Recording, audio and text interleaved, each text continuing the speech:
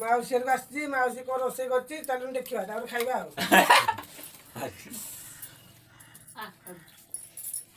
कौन कौन माउसी रोसे करछि देखिलु भात पनीर तरकारी साग जो ये कोबी पिठौ रे साग नै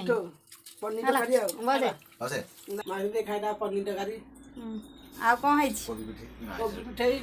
देखिलु काई कोबी पिठौ कोबी कोबी पिठौ खाई जा रहनी खाई दे कोबी पिठौटा चाखिलु कौन लागुची देखिया कौन लागुची टेस्टी लागुची बढ़िया मस्त लागुछि मस्त लागुची चलो आमे हेले टिके चाखिया केमि देछि कोबी पिठौटा ओ बहुत टेस्टी है के खाइबा आसा आम चंदन ना खाइबे